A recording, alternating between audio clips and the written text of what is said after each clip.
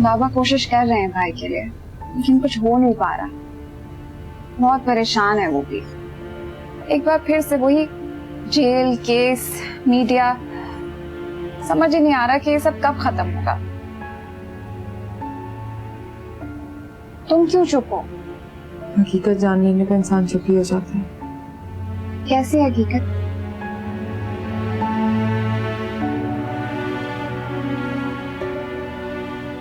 अर्सला, साहिल वैसा नहीं है जैसा हम उसे समझते हैं। अम्मी और ज़ेबा सच कह रही थी। तुम पागल हो चुकी हो। कल तक तो तुम भाई के खिलाफ एक लफ्ज भी नहीं सुन सकती थी, और आज तुम अम्मी की साइड ले रही हो। क्योंकि वो सच्ची हैं। चीख चीख के हमें सब कुछ बताती रही, लेकिन हमने कभी उनकी बात का यकीन नहीं किया। पता नहीं क्या क्या कहते रहे उन्हें, लेकिन अब मैंने सब कुछ अपनी आंखों से देख लिया। साहिल पागलपन का सिर्फ ढोंग करता है। खबरदार हफ्सा, खबरदार, जो एक लफ्ज आगे बोला। जानती थी कि मेरे साथ भी वही सलूक होगा जो अम्मी के साथ हो रहा है, क्योंकि आप लोग भी आज वहीं खड़े हैं जहां कल तक मैं खड़ी थी। लेकिन सच छुटलाने से सच बदल नहीं जाता पापा।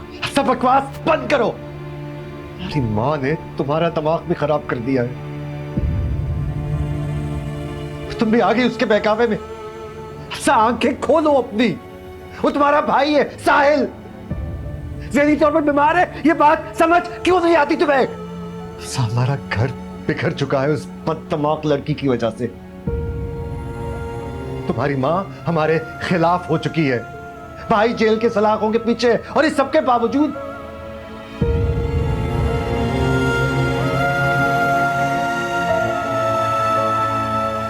हफ्सा,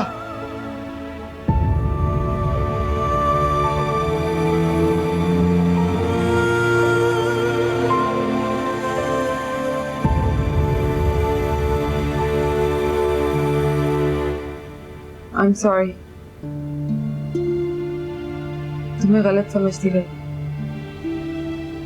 पता नहीं कैसे कैसे इल्जामात लगाए तुम पे, जबकि असल में तो हमें इस जगह पहुंचाने वाला शख्स कोई और। It's okay, अफसा। तुम्हें मुझसे माफी मांगने की कोई जरूरत नहीं है। साहिल जैसा शातिर और चालाक इंसान किसी को भी धोखे में रख सकता है। अगर मुझे खुशी है कि तुम्हें सच्चाई का इल्म हो गया। काश मुझे पहले इल्म होता कि असल गुनहगार मेरा अपना भाई है, तो मैं कभी तुम्हें गलत ना समझती। ज़ेबा जैसी इतनी अच्छी लड़की को गलत ना समझती, अपनी मासूम माँ के खिलाफ ना जाती।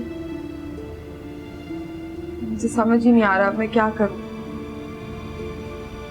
हफ्सा, ज़ेबा अकेली लड़की नहीं है जिसके साथ साहिल ने कुछ गलत किया,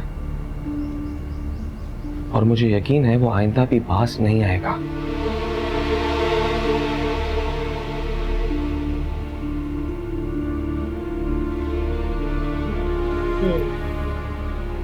उस रात जब सब कुछ आपने अपनी आंखों से देख लिया था, तो फिर भागे क्यों? ज़ेबा की मदद क्यों नहीं की? शोर क्यों नहीं मचाया आपने? मैं डर गया था जी। साहिल को हैवानियत के उस आलम में देखकर सकते में आ गया था और वहीं छुप गया। फिर जब वहां से भागने की कोशिश की तो साहिल ने मुझे देख लिया, मेरा गला दबाकर मुझे मारने की कोशिश की जी, और मुझे धमकी भी दी कि मेरे पूरे खानदान को मरवा देगा वो। बस इसीलिए वहां से भाग गया मैं। सही। और फिर समद के कहने पे आपको गिरफ्तार कर लिया गया? जी, क्योंकि मैं जब वहां से भागा तो उसके बाद मेरी समद से टक्कर हुई थी। उसने मेरा चेहरा देख लिया और शायद समद को यही लगा कि असल मुजरिम मैं ही हूं। फिर इसी गलतफहमी में उसने आपका नाम ले लिया होगा। It all makes sense। फिर पुलिस ने मारपीट करके इकरार जुर्म करा लिया होगा। सिराज ने पैसे के जोर पर पुलिस ही नहीं, वकील और डॉक्टर्स को भी खरीद रखा है। पुलिस ने बहुत तशद्दुद किया जी। उन्होंने मारपीट के झूठा जुर्म भी कबूल करवा लिया जी, और मेरे झूठा बयान रिकॉर्ड करा लिया। और जेबा जब मुसलसल साहिल का नाम लेती रही तो उन्हें आपको छोड़ना पड़ा। क्या ये सब कुछ आप कोर्ट में कहने के लिए तैयार हैं?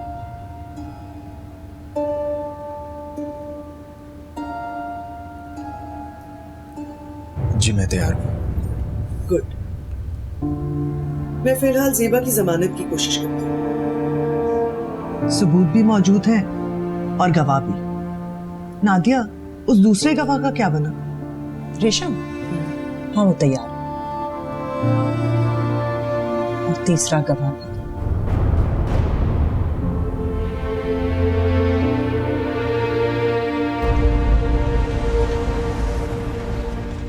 कैसी हो? पहले से ज्यादा हिम्मत वाली और मजबूत। तुम कैसी हो?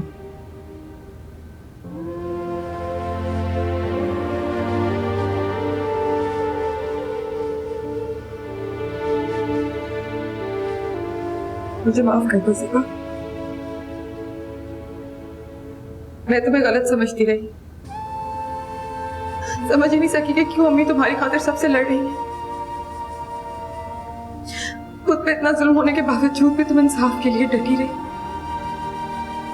और मैं एक लड़की होने के बावजूद भी तुम्हारी तकलीफ को नहीं समझ सकी। तुम्हारी किरदार कीचड़ छोड़ दी। प्लीज मुझे माफ कर दो। नहीं अफसा, मैं सबको माफ कर चुकी हूँ। मुझे मेरे अल्लाह पे भरोसा था और आज भी है। वो गुनाह तो माफ कर सकता है मगर जुल्म नहीं। मुझे खुशी है कि तुम्हें हर बात का इल्म हो गया, मगर उसके साथ साथ ये अफसोस भी है कि बहन के सामने भाई जैसे रिश्ते का भरम टूट गया। अपनी जान से भी ज्यादा प्यारा था हमें हमारा भाई, मगर अब वो हमारा भाई नहीं रहा, भेड़िया बन चुका है वो। लेकिन तुमने भी कुछ पकड़ नहीं करनी। मैं अम्मी का साथ दूंगी तुम्हें इंसाफ दिलाने में। Thank you अफसा, thank you. तुमने प्रूव कर दिया है कि तुम नादिया आंटी की बेटी हो। अम्मी की तुम्हारी वकील से बात हुई है और उनकी पूरी कोशिश है कि कोर्ट की पहली हियरिंग में ही तुम इस झूठे इल्जाम से बरी हो जाओ, वरना तुम्हारी जमानत तो हो ही जाएगी।